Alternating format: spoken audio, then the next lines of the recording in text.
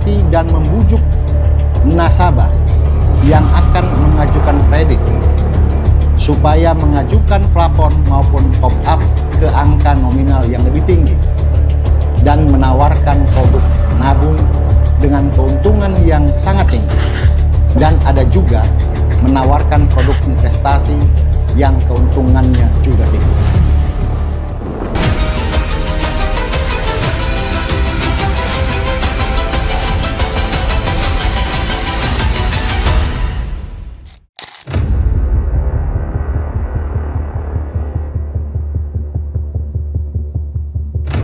Hari ini kita akan melakukan preskon terkait dengan perkara dugaan tindak pidana penipuan dan atau penggelapan, yang perkara ini bermula dari adanya aduan pada tanggal 5 Mei 2026 yang lalu yang dilaporkan oleh salah satu nasabah dari PT Bank Mandiri Taspen kantor cabang Purwokerto. Tersangka inisial N alias D, umur 36 tahun, jenis kelamin perempuan, pekerjaan mantan karyawan dari Bank Mandiri Taspen kantor cabang Purwokerto.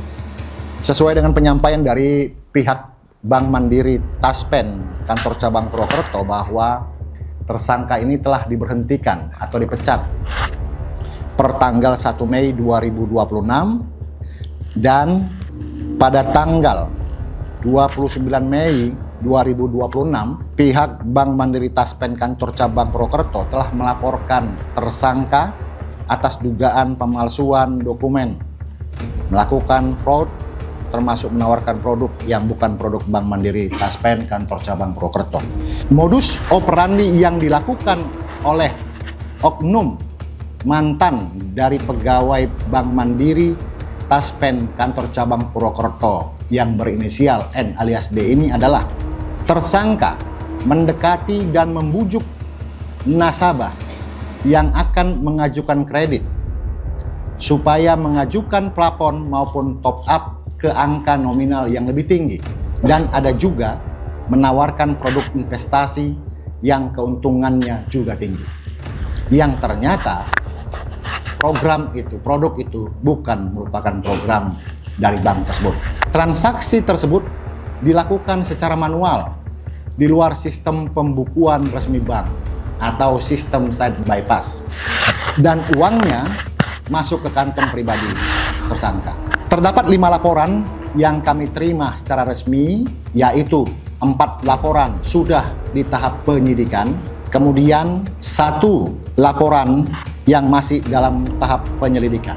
Dari 4 yang sudah tahap penyidikan, 3 adalah perkara penipuan dan penggelapan yang kita paparkan sekarang ini. 1 lagi adalah yang dilaporkan oleh pihak Bank Mandiri atas dugaan pemalsuan dokumen.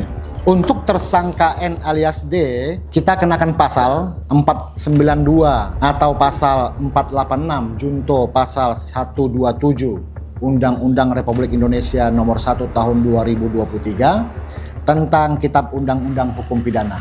Ancaman hukuman ya masing-masing pasal itu 4 tahun, pasal 486 itu maksimal 4 tahun juga.